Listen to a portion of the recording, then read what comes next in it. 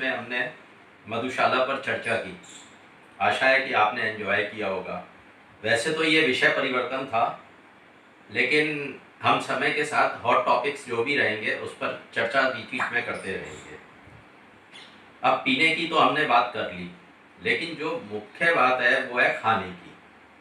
तो अगले कुछ सेशंस में हम आपको भोजन के बारे में कुछ रहस्यमय बातें बताएंगे और जानेंगे कि वर्तमान माहौल में जो कोरोना महामारी के चलते मनुष्य की जीवन शैली में जो बदलाव आया है, वो जो शैली आज की है वही ही असली जीवन शैली है। और पूरी लाइफ यदि इसी शैली को अपनाया जाए तो पुरुष और प्रकृति दोनों संतुलित अवस्था में रहकर और स्वस्थ रहकर विकास की ओर अग्रसर रहेंगे।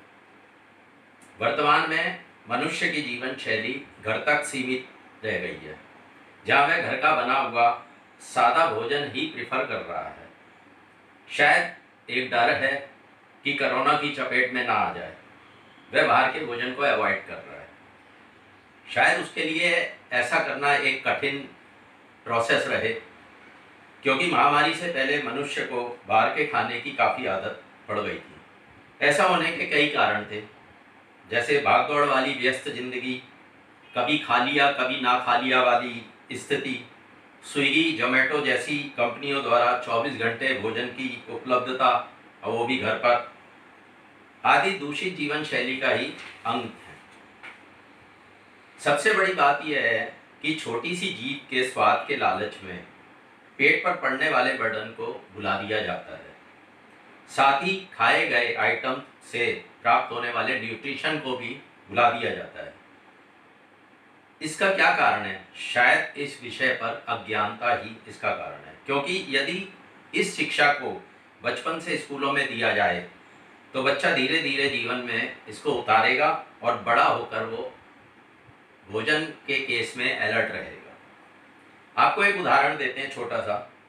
रास्ते में जा रहे हैं, तभी देखा कि गरम गरम जलेबी और समोसे बन रहे हैं। जीभ में स्वाद आया, खुद उसी समय थोड़ा सा खाया और घर के लिए भी पैक करवा लिया।